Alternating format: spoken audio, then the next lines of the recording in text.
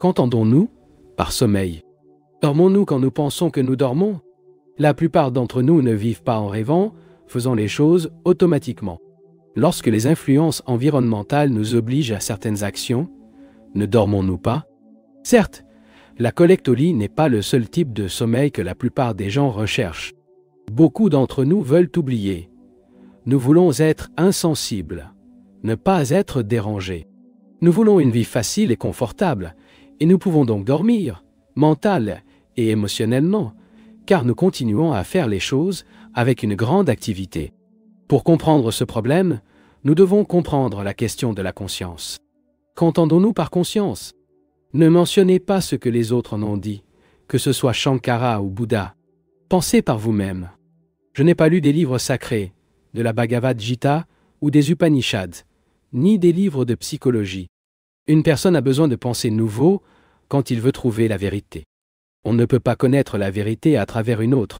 Le cela répète est un mensonge. C'est peut-être vrai pour quelqu'un d'autre, mais si vous le répétez, cela devient un mensonge. La vérité ne peut pas être répétée. Il doit être expérimenté, et vous ne pouvez pas l'essayer s'il est enchevêtré avec des mots. Nous devrons vérifier ce que l'on entend par conscience. La conscience, bien sûr, est un processus de réaction à un stimulus qu'il appelle l'expérience. Autrement dit, il y a un défi qui est toujours nouveau, mais la réaction est toujours ancienne. La réaction au nouveau, la réaction à un défi, est l'expérience. Cette expérience reçoit une désignation, un nom, une étiquette, indiquant qu'il est bon ou mauvais, agréable ou douloureux, puis est enregistrée et déposée. Ainsi, la conscience à différents niveaux est le processus total d'expérimentation, réagissant au stimulus, au nom et à l'enregistrement. C'est, à la fois, ce qui se passe aux différents niveaux de notre être. Un processus constant, pas un processus périodique. Non. Réaction au stimulus, à la dénomination et au stockage pour la communication ou la conservation. Ce processus total à différents niveaux, c'est ce qu'on appelle la conscience. Je n'invente pas. Si vous vous observez, vous verrez que c'est exactement ce qui se passe. La mémoire, l'entrepôt, l'enregistrement et la mémoire intermédiaire qui réagit au stimulus. Et à ce processus, nous appelons la conscience. C'est exactement ce qui se passe. Eh bien, lorsque le corps s'endort, quand il dort, que se passe-t-il? Le processus continue. L'esprit est toujours actif, n'est-ce pas? On peut souvent vérifier comment l'esprit reste actif pendant le sommeil lorsque nous avons un problème. Pendant la journée, nous pensons à lui, nous torturer avec lui, mais nous n'avons trouvé aucune solution. Lorsque nous nous réveillons, nous avons une nouvelle façon de regarder le problème. Et comment cela se produit-il? Certes, lorsque l'esprit conscient, après avoir été préoccupé par un problème, il assouplit l'attention. Dans cet esprit superficiel, maintenant calme, l'inconscient peut projeter. Et lors de l'éveil, il a la solution. L'esprit conscient n'est jamais calme. Il est perpétuellement actif dans toutes ses couches. Ce n'est pas possible. À des moments où nous sommes éveillés, silencieux l'esprit. Mais quand, pendant le sommeil, la couche de conscience superficielle est silencieuse, l'inconscient projette et fournit la bonne réponse.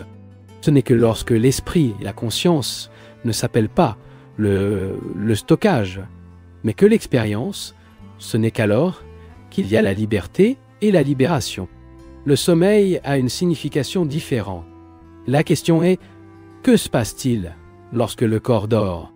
Sans aucun doute, l'esprit superficiel est calme, mais la conscience totale continue de fonctionner. L'immensité, la signification la plus profonde du sommeil, n'est pas compréhensible si nous ne sommes pas parfaitement conscients lorsqu'ils sont éveillés du processus de conscience. Le processus de conscience connaît, nomme et conserve ou s'inscrit. Et lorsque ce processus sera maintenu plein, il n'y aura pas de liberté. La liberté et la libération ne peuvent venir que lorsque la pensée cesse. Être le produit de la mémoire, qui, à son tour, est à expérimenter, à nommer, à s'inscrire, la liberté n'est possible que lorsqu'il y a une perception pleine et silencieuse de tout ce qui se passe et à l'intérieur de nous. Et cela nous amène à une autre question.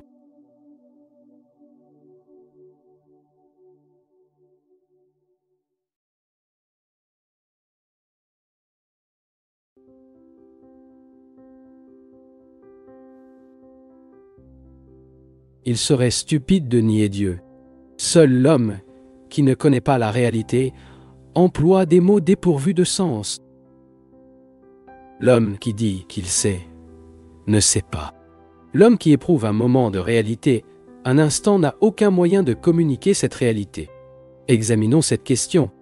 Les hommes qui ont lancé la bombe atomique sur Hiroshima ont dit que Dieu était avec eux. Ceux qui ont volé de l'Angleterre pour détruire l'Allemagne ont dit que Dieu était son copilote. Les Hitler, les Churchill, les généraux ont tous parlé de Dieu. Ils ont une immense foi en Dieu. Fournissent-ils un service à l'homme? Vous donnez une vie meilleure. Ceux qui disent croire en Dieu ont dévasté la moitié du monde. Et le monde est plein de misère. En raison de l'intolérance religieuse, nous avons des séparations des personnes en croyant et en non décrant, séparations qui conduisent à des guerres religieuses, ce qui indique que cela a un état d'esprit politique extraordinairement politique. Et le capitaliste a son compte chèque de graisse à la banque, le cœur insensible et l'esprit vide. Je ne ris pas. Cela ne rit pas, car il fait exactement la même chose. Ceux qui ont un cœur vide parlent aussi de Dieu. La croyance en Dieu sera-t-elle une puissante incitation à mieux vivre? Pourquoi avez-vous besoin d'encouragement pour mieux vivre? Votre incitation, bien sûr, doit être votre propre désir de vivre avec la pureté et la simplicité, ne pensez-vous pas? Si vous voulez une incitation, vous n'avez pas d'importance pour rendre la vie possible à tout le monde. Vous ne vous intéressez que votre incitation, ce qui est différent du mien. Et nous battons à cause de nos incitations. Mais si nous vivons heureux tous ensemble, non pas parce que nous croyons en Dieu, mais parce que nous sommes des êtres humains, nous aurons alors tous les moyens de production en commun afin de produire pour toutes les choses nécessaires. Par manque d'intelligence, nous acceptons l'idée d'une super-intelligence appelée Dieu. Mais ce Dieu, cette super-intelligence, ne nous donnera pas une vie meilleure. Ce qui mène à une vie meilleure, c'est l'intelligence. Et il ne peut y avoir aucune intelligence s'il y a de croyances, s'il y a des divisions de classe, si les moyens de la production est entre les mains de quelques-unes, s'il y a des nationalités isolées et des gouvernements souverains.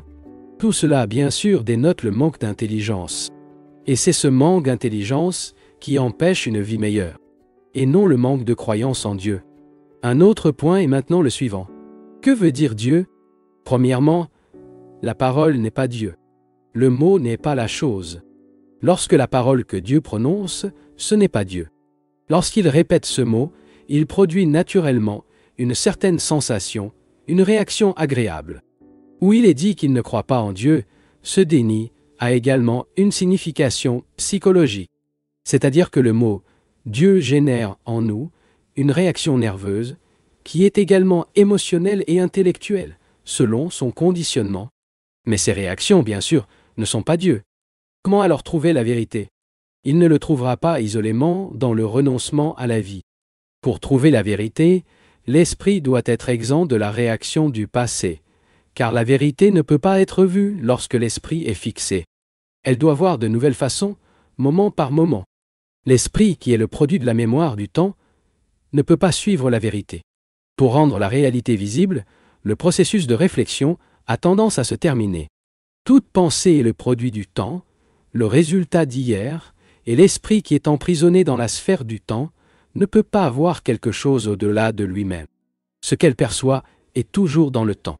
Et ce qui appartient au temps n'est pas la réalité. La réalité ne peut exister que lorsque l'esprit, qui est le produit du temps, cesse d'exister.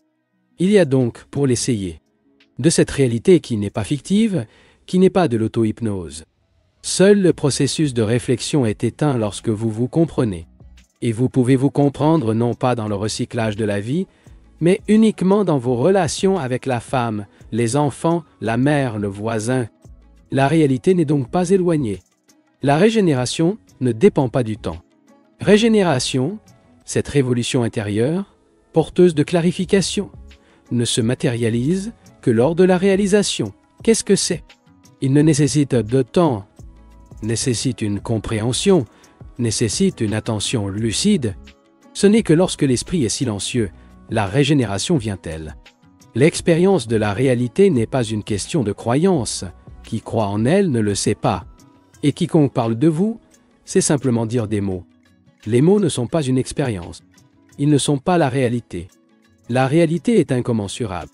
Il ne peut pas être enseigné avec des mots floraux, tout comme la vie ne peut pas être fermée dans les murs de la possession. Ce n'est que lorsque l'esprit est libre que la création est venue.